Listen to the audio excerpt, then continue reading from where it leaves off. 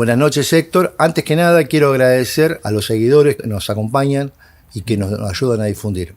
Hemos llegado al episodio número 10 de este hermoso ciclo que hemos iniciado con el licenciado en Finanzas Públicas, Héctor Juliano, y hemos recorrido un abanico importante de temas y vamos a seguir avanzando. En el anterior episodio, en el anterior envío, hablamos del tema del crédito. Inmediatamente anterior, en el octavo, hablamos de los bancos. Y ahora vamos a abordar el tema del Banco Central de la República Argentina y de la función natural que tienen los bancos centrales en cualquier país del mundo. Y de la necesidad o no de su existencia y de la naturaleza de sus funciones, de su operación, de su actividad como poder de policía sobre la banca privada. Así que, bueno, buenas noches, Héctor. Buenas noches, Santiago. Bueno, agradecimiento a vos por tu preocupación en recoger en estas charlas informales las cosas que estamos hablando. Y también mi saludo a los espectadores, a los oyentes, a los que espero ser útil, porque vuelvo a repetir, el sentido de estas charlas informales no es, como estamos viendo, académico, sino es conceptual, es como para transmitir informalmente al ciudadano corriente conceptos que normalmente o no se le transmiten, no saben, no están en el tema, o se le transmiten en forma distorsionada. Nosotros, siguiendo la secuencia, hemos visto primero el dinero, después los bancos, que son los que manejan el dinero. Manejan en el sentido de ser intermediario del dinero, y es claro, pero por sobre los bancos se presentaba histórica y realmente el problema de si los bancos pueden operar en forma totalmente libre o necesitan una autoridad superior que los regule. Y de ahí viene la idea de los bancos centrales. Un mínimo tema de historia. En la edad moderna, el primer banco central que existe se considera el Banco de Inglaterra, que fue creado en 1694, pero en realidad fue anterior. Primero existió el Banco de Ámsterdam, que tuvo mucho que ver la migración de los judíos sefardíes de España, que emigraron a los Países Bajos cuando no aceptaron el decreto, estuvieron alcanzados por el famoso decreto de expulsión de 1492, porque al no querer convertirse al catolicismo fueron expulsados, y muchos de ellos, la mayoría, fue a Holanda, en realidad a los Países Bajos, y tuvieron que ver, según entiendo, con la creación de un primer banco que sería la protoforma de un banco central en Ámsterdam, cuyo modelo se habría tomado después en Inglaterra. La cuestión que de una forma u otra se llega a que el primer banco central entendido como tal fue creado, creo que en 1694, en Londres. Y uno que tuvo mucho que ver en la creación del banco fue no sé cómo era el nombre de pila ahora, pero Arthur, o creo que era Gresham, que hemos mencionado, la ley de Gresham, que era un banquero londinense influyente, que se dice era el tesorero de la reina Isabel I de Inglaterra, ¿no? La cuestión que, bueno, si no nos perdamos en los datos históricos, porque sería de nunca acabar, ¿no? Sería muy extenso. Pero lo importante es esto. ¿Qué se entendía y qué se entiende por Banco Central? Fundamentalmente, los bancos centrales son los bancos emisores de dinero autorizado. Porque es claro, con la economía moderna, con la centralización de los bancos, recuerdan que hemos hablado de los cambistas de los primeros bancos de la Edad Media, pero es claro, eran bancos individuales.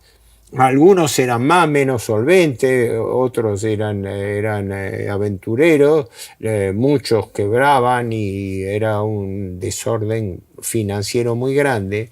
De allí que se gestó la idea de tener un llamado Banco Central. Banco Central es decir, un banco que cubriese el requisito de ser un banco de la corona, es un banco del gobierno, y que tuviese por finalidad fundamentalmente emitir dinero. Es decir, el Banco Central es por definición el banco emisor de moneda.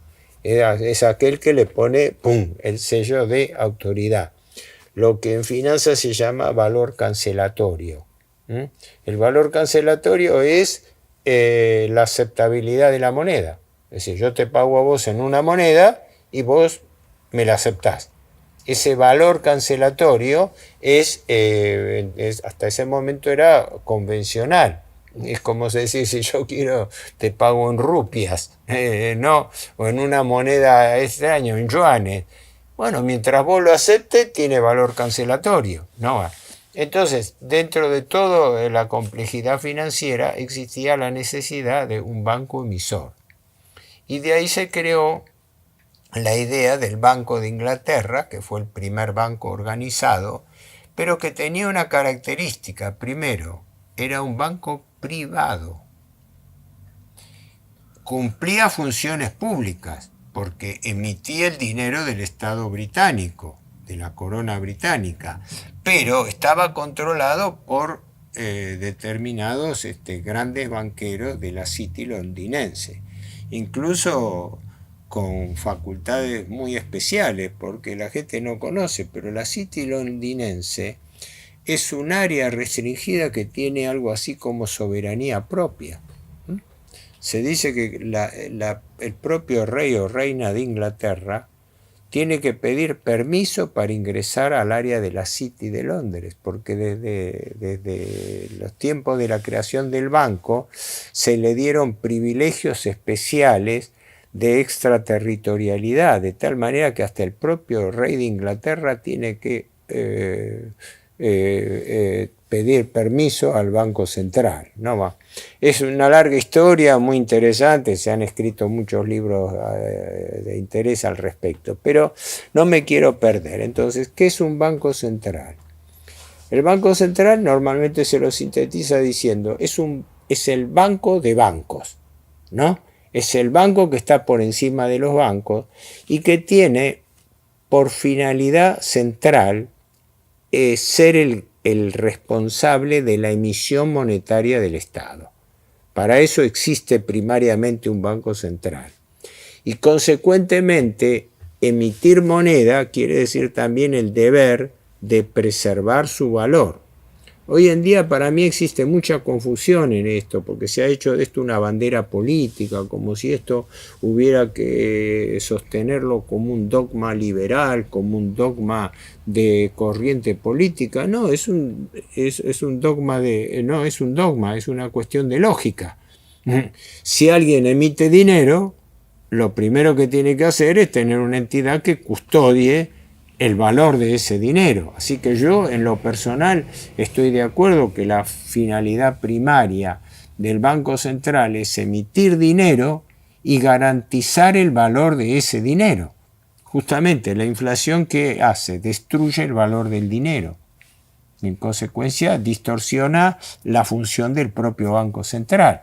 Y en la Argentina, como sabemos, lo tenemos eso agravado. El Banco Central depende de la Casa de la Moneda, por lo tanto. No, al revés. La Casa de la Moneda sería por otro lado, la Casa de la Moneda no es que depende del Banco Central. La Casa de la Moneda es un instituto del Estado, pero cuya única finalidad es imprimir billetes o acuñar monedas, pero cumple la tarea de decir es la fábrica de billetes. Pero lo hace a pedido del Banco Central. A pedido del Banco Central, es decir, sería la fábrica del Banco Central para emitir el dinero, pero la Casa de la Moneda no tiene ninguna autonomía para determinar la cantidad de moneda. La cantidad de moneda la determina el Banco Central. A eso voy.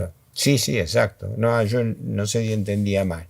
Ahora, entonces, tan importante como la función de emisión monetaria es la preservación del valor de la moneda.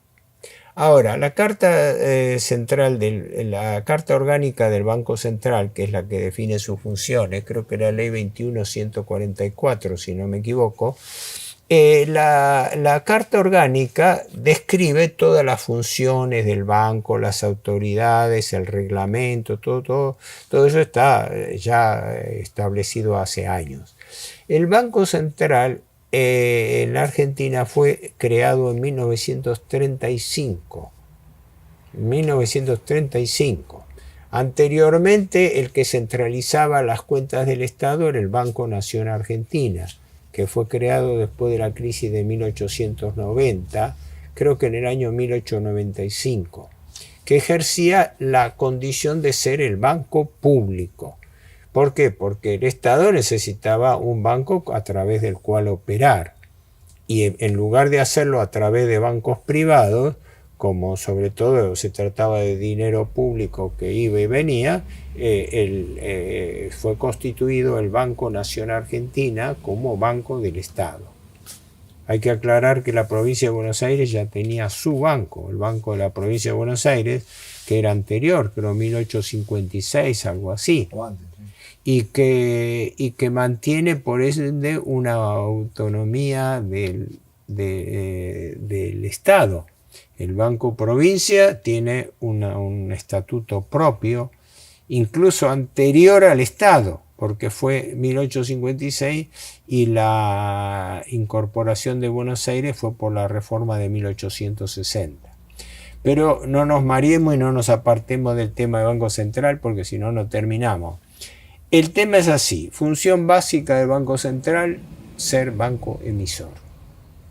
Ahora bien, dentro del Banco Central, la principal función de un banco emisor es preservar el valor de la moneda que emite. Porque si yo emito una moneda que no sirve para nada, ya estoy incumpliendo. Problema muy grave en la República Argentina, donde, como sabemos, tenemos una inflación que ha depreciado históricamente el valor del peso y todas las monedas que lo han seguido. Ahora, las funciones básicas del Banco Central son regular la política monetaria, cambiaria y financiera del Estado. ¿Qué quiere decir esto? La política monetaria es fundamentalmente determinar la cantidad de moneda que va a emitir y va a estar en circulación. La política cambiaria es fijar la relación del valor de la moneda local, el peso, con respecto a monedas de terceros países. El famoso tema del dólar, porque todo el mundo dice aumentó el dólar, bajó el dólar. No, subió, bajó el peso. Lo que pasa es que lo medimos contra un valor de referencia. Históricamente el valor de referencia, como sabemos, era el oro, también la plata. ¿Por qué? Porque garantizaba, ¿cómo? El patrón oro. El patrón oro, sí, o algunos tenían como Estados Unidos el patrón plata, que era un respaldo en lo que se llama metales nobles, es decir, metales que no estaban sujetos a la depreciación por paso del tiempo, no se oxidaban, no se deterioraban, y consecuentemente hasta el día de hoy el oro es tomado como paradigma de valor internacional. Pero ya el oro, como sabemos, no figura como moneda de cambio.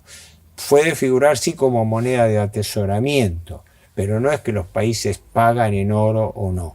Que después haya transferencias de oro para compensar diferencias de saldo, sí puede ser, pero el oro no circula como moneda directa.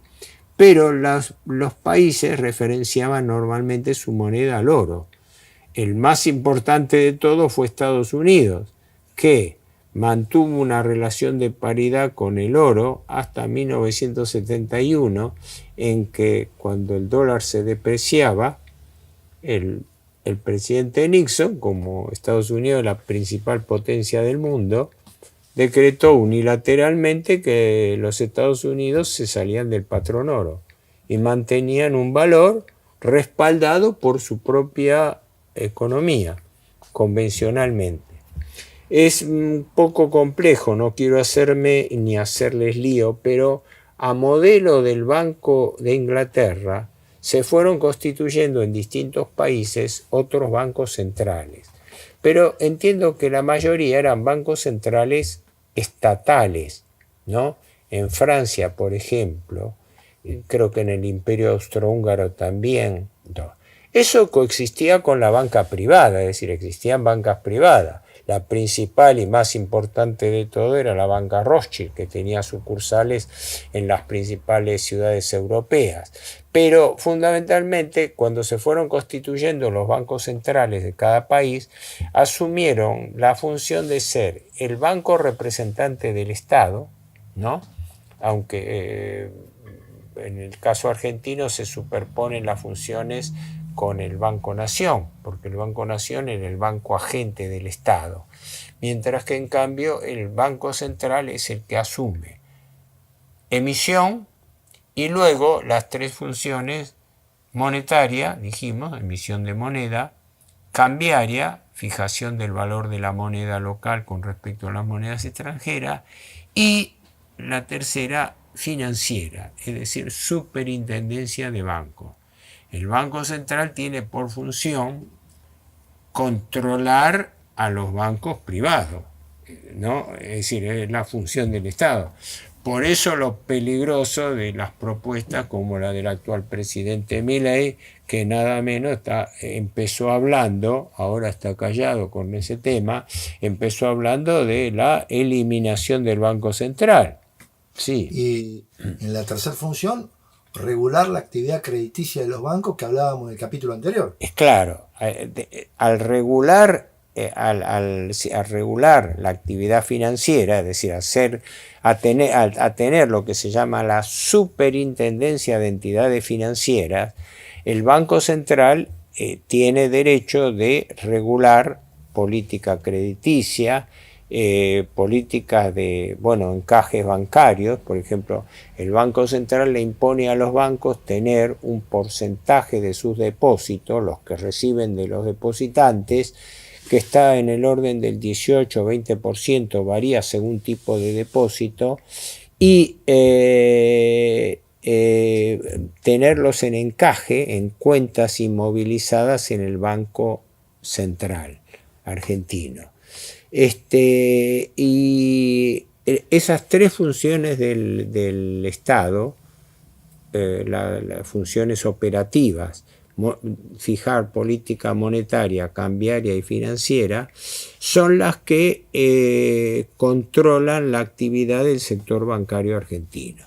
Porque vulgarmente, sobre todo a partir de la prédica del actual presidente, en el inconsciente de la gente ha quedado la idea de que el Banco Central pareciera que la única función que tiene es la de mero emisor de billetes, de papel moneda, y es una actividad que no es principal. Claro. Bueno, primero, el presidente Milei tendría que explicar bien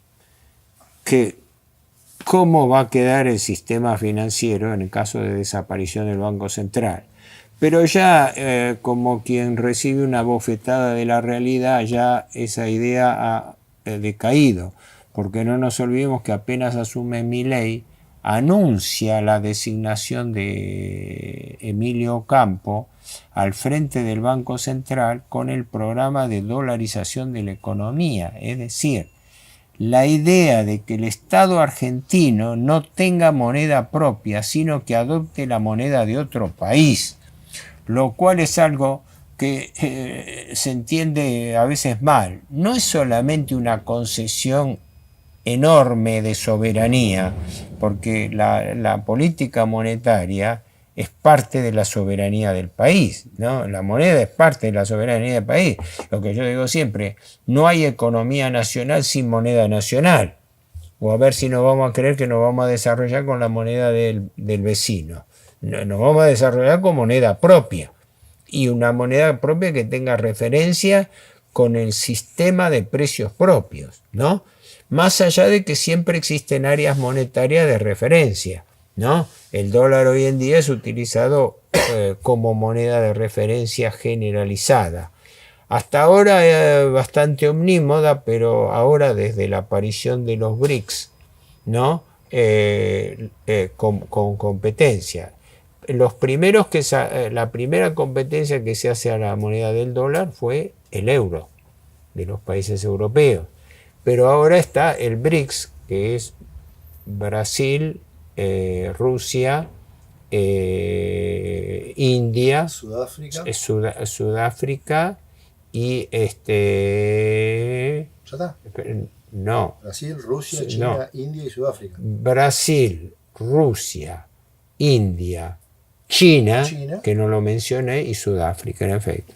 Pero Y a la guerra- cual le invitaron a formar parte Sí. de la Argentina, y la Argentina, por su política de sumisión y adscripción a la política, a la alianza norteamericano-israelí, declinó en forma no solamente desatenta, porque fue invitada a formar parte de los BRICS, sino también en contra de sus propios intereses, porque a la Argentina le conviene más tener la posibilidad de jugar con el balanceo de ambas áreas monetarias y no adscribirse unilateralmente al área del dólar, que significa una dependencia directa.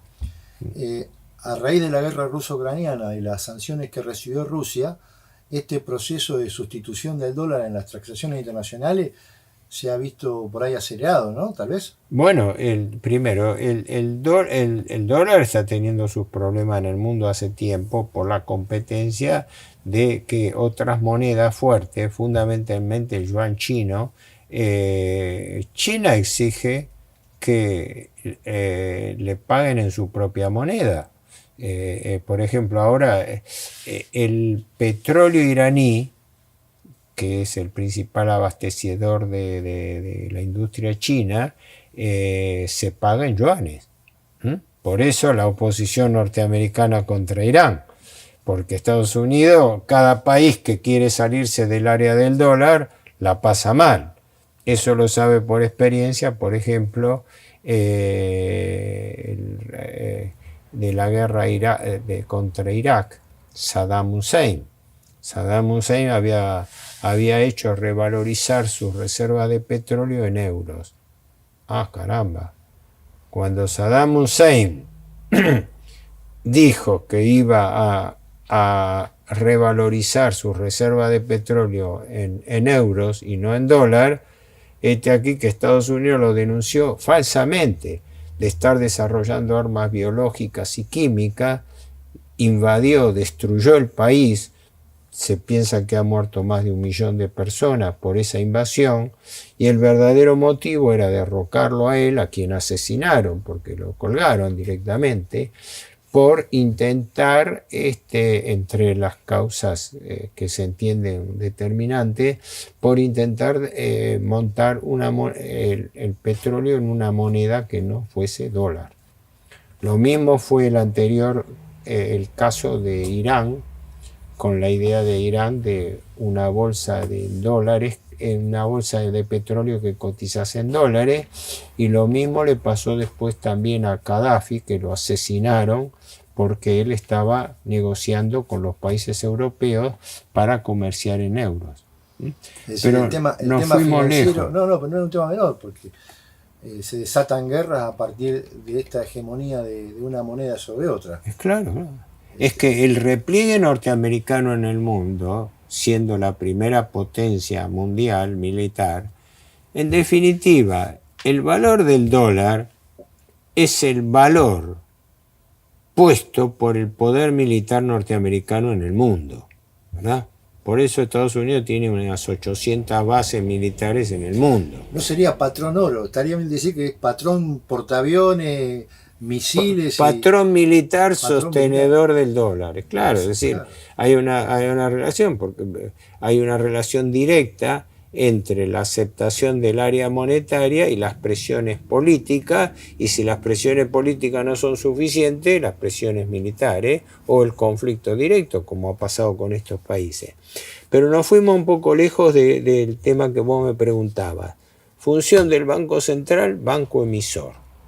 Viene el primer problema. Ese banco emisor, que tiene a su cargo el control de la política monetaria, cambiaria y financiera, ¿tiene que ser del Estado o puede ser privado?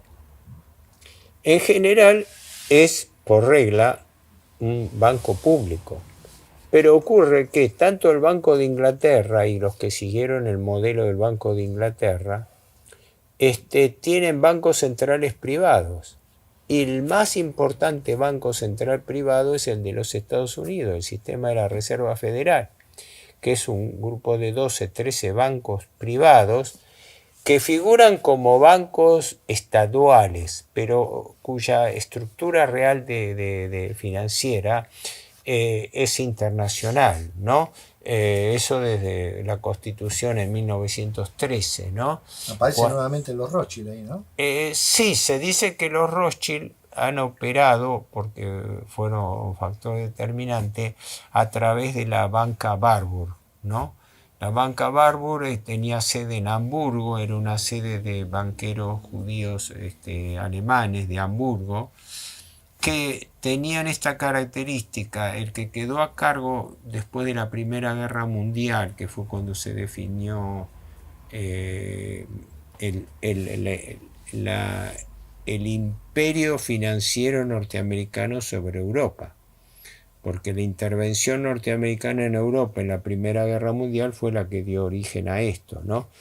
Pero Otto Warburg estaba al frente de la casa en Hamburgo, pero el hermano de él, Paul Warburg, se afincó en Estados Unidos y fue el que se dice que redactó el acta de constitución de la Reserva Federal, que entre paréntesis fue aprobada entre gallos y medianoche un 23 de diciembre del año 1913, cuando gran parte de los legisladores norteamericanos estaban en sus casas que fueron a pasar Navidad, y entre gallo y medianoche se aprobó la constitución del Banco Central Norteamericano privado, acá en 1913, antes de estallar la Primera Guerra Mundial.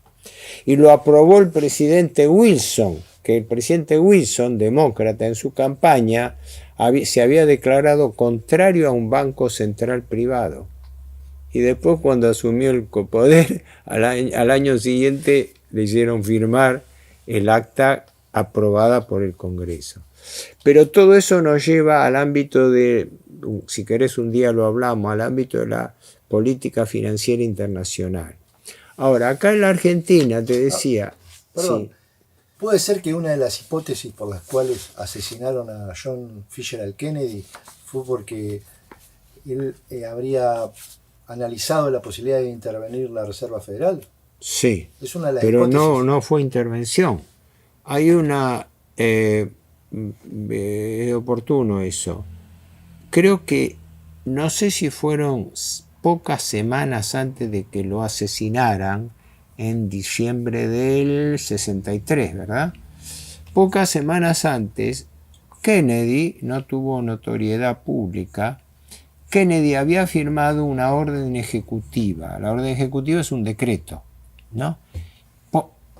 Un decreto que llevaba, no sé si es 11.110, creo que es el número, no importa el número exacto, pero por ese decreto le quitaba el monopolio de emisión de dinero a la Reserva Federal y establecía que la tesorería del gobierno norteamericano podía emitir dinero, como había sido reivindicado por los padres fundadores a comienzos de la independencia norteamericana, que se crearon el primero y segundo Banco Central de Estados Unidos. Eso fue por 1811, 1812, ¿no?